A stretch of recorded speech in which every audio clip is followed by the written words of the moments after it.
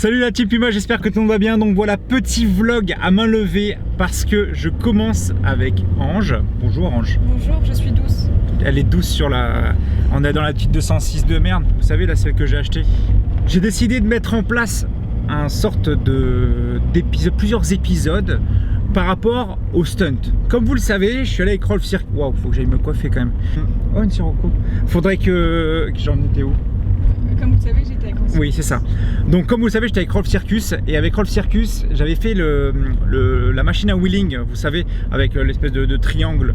Et j'ai eu un petit déclic qui m'a dit faut que j'apprenne le lent en wheeling. Je kiffe beaucoup plus le lent en wheeling au lent plutôt que le wheeling rapide. Depuis que j'ai fait ce stage là avec Rolf Circus, je vous invite d'ailleurs à aller voir ce petit stage là en vidéo. Je vous mets la petite puce ici. Eh bien, il n'y a pas très longtemps, j'ai fait le test d'une YBR 125. Alors pour vous, ça vous paraît pas fou, mais finalement, sachez que j'ai fait un wheeling, j'étais en 1, tranquille, je lève la YBR et là je vais derrière le point d'équilibre et là je fais oh, je vais me casser la gueule. Et qu'est-ce qui m'a ramené vers l'avant? Le frein arrière. Le frein arrière. Donc je me suis dit ça y est, j'ai un déclic. Alors est-ce que je commence à comprendre le frein arrière? Peut-être. Je me suis dit il me faut ça, il me faut une 125, il me faut un truc pour que je puisse m'entraîner, que je puisse tryhard. Et la petite Ange qui est actuellement en train de conduire ce magnifique bolide, eh bien, elle aussi va apprendre les wheelings. Alors, elle me disait, oui, mais moi, attends, je vais être belle en wheeling sur les supermotos. Non, je vais avoir une grosse moto. Elle va avoir une grosse moto, sauf que je expliquais que elle connaissait pas la base, elle connaissait pas le coup de sirette, elle a jamais délesté de l'avant. Enfin, voilà quoi. Donc, j'ai décidé, j'ai enfin réussi à le faire entrer dans la tête que c'est mieux une 125 pour débuter plutôt qu'un XTX 660, un supermoto. Si tu te casses la gueule, machin, t'en as pour voilà, des sous et des sous.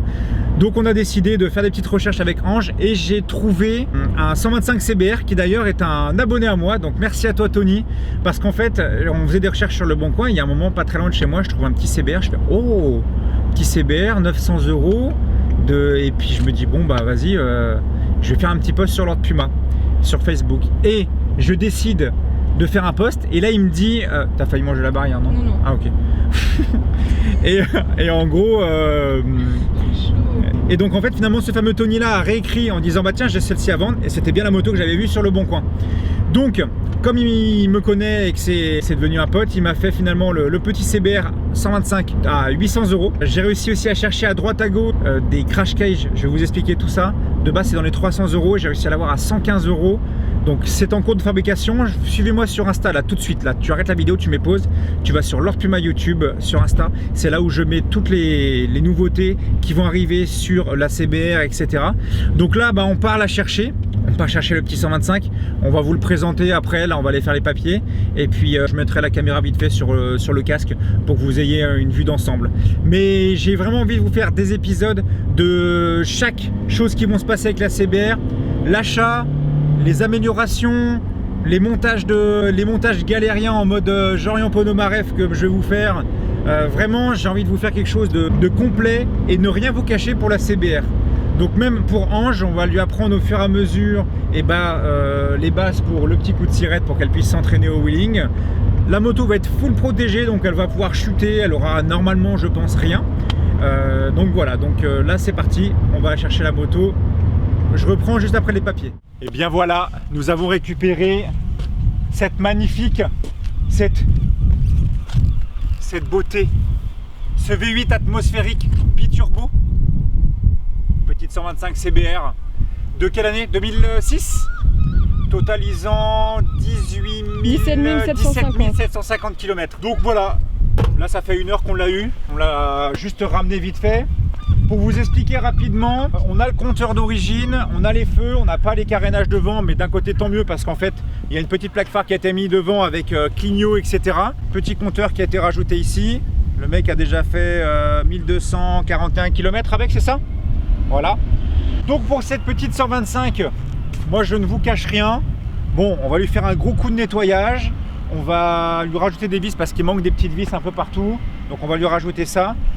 Je tiens aussi à remercier Magma Fox, je mettrai son Insta en description parce qu'il me fait une grosse réduction sur les crash cages qu'on va recevoir. Il est en cours de fabrication. Donc les crash cages ils vont se mettre où?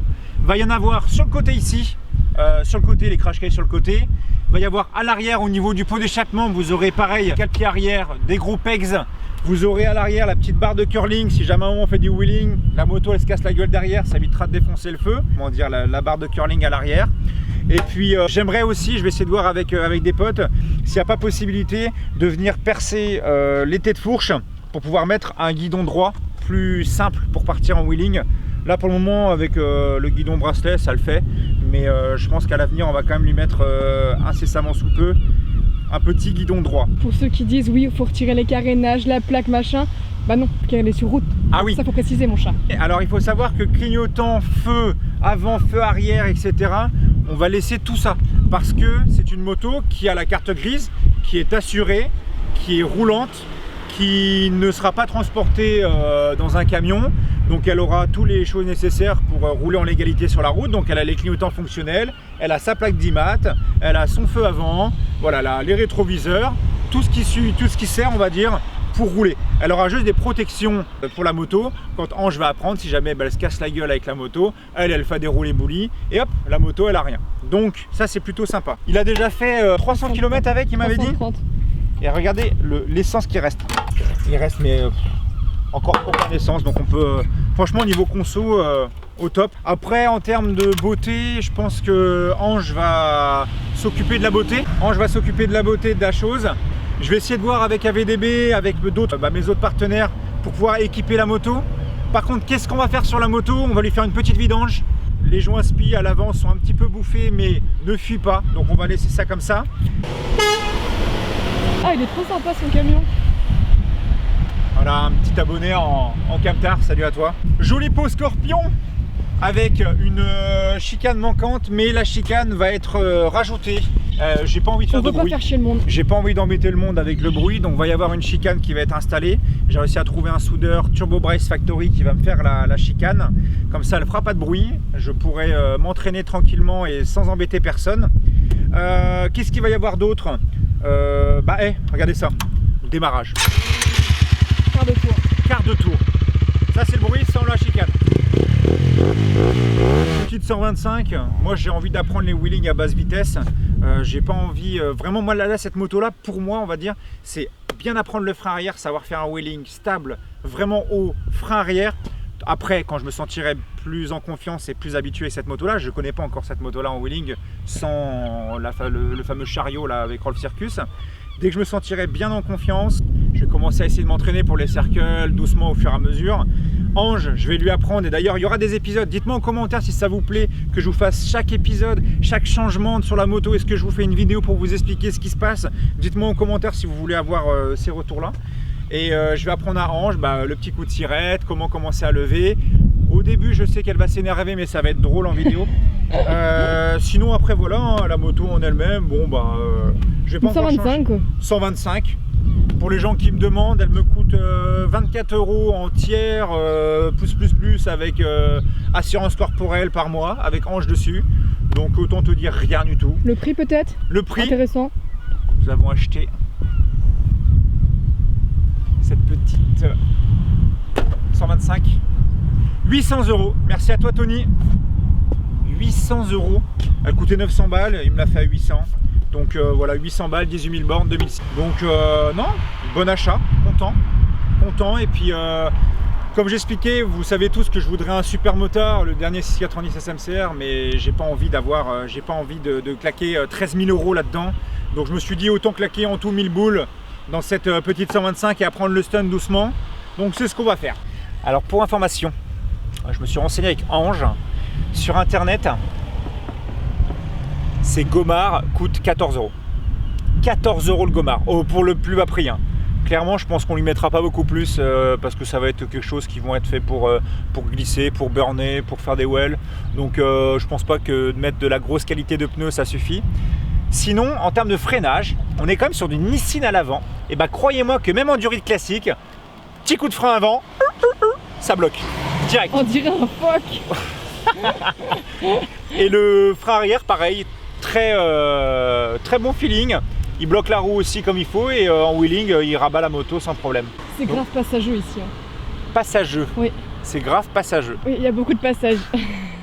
Bon, Ben voilà, je suis au guidon de cette petite machine qui va être améliorée. Regardez ça. Il va que je m'entraîne vraiment au wheeling, frein arrière et tout.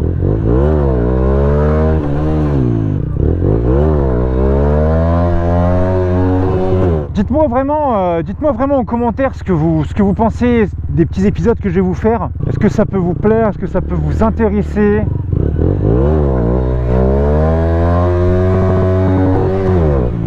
Ouais, c'est des petits wheelings. Il y a Ange qui m'attend là-bas.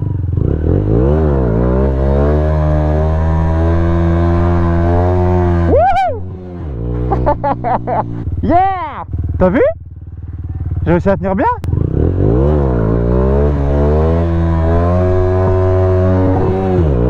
Oh là là, ça fait même pas 1 heure que j'ai la bécane. Hein.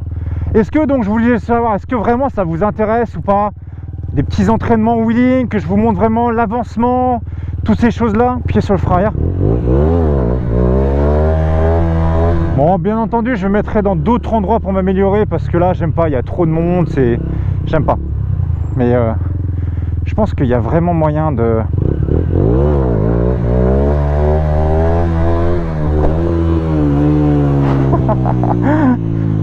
D'ailleurs, s'il y en a qui font du stunt en CBR, est-ce que vous pouvez me donner des petits conseils? Est-ce qu'il faut que je descende un petit peu la pression des pneus?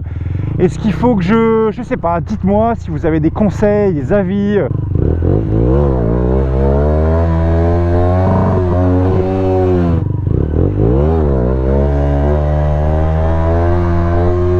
Je pense qu'après il faut que j'aille plus haut, faut que je m'entraîne, frein arrière, tout ça. C'est de l'entraînement, entraînement. Bon allez la team, moi je vous laisse. En tout cas, j'espère que ce début de Puma Bike Life peut vous plaire.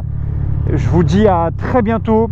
On va customiser le 125 et c'est parti pour l'entraînement du tryhard comme on appelle ça. J'ai envie d'apprendre les gars. Allez, bisous tout le monde et à la prochaine.